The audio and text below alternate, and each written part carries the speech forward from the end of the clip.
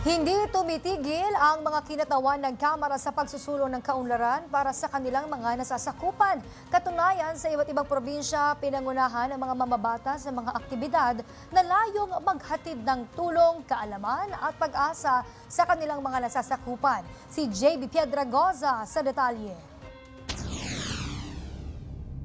Nagatid ng tulong si Tingog Party List Representative Judas Isidre sa mga residente ng Lower Pipino, Barangay Tumana at Balubad Street, Barangay Nangka sa Marikina City. Layunin ng aktibidad na magbigay ng ginhawa sa mga naapektuhan ng kalamidad. Habang pinangunahan naman ni Davao Oriental 2nd District Representative Chino Almario ang turnover ng bagong activity center sa Barangay San Vicente, Banaybay. Kasabay nito, isinagawa rin ang non-SWAST payout para sa 151 na benepisyaryong estudyante ng Davao Oriental State University, Banaybay Campus.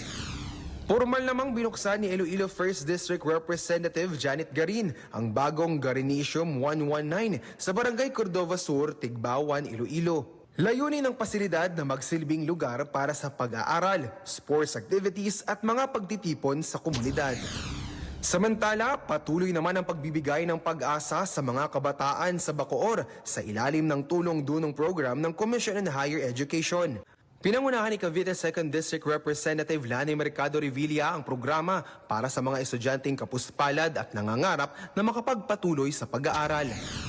Ibinahagi naman ni Surigao del Sur 1st District Representative Romeo Momo Sr. ang matagumpay na turnover ng students' dormitory sa NEMSU San Miguel Campus. Ang nasabing proyekto ay bahagi ng pagsisikap na mapabuti ang kapakanan ng mga estudyante at mas magkaroon ng maayos na kapaligiran habang nag-aaral. Para sa totoong balita sa Bagong Pilipinas, JB Piedragoza, Congress News.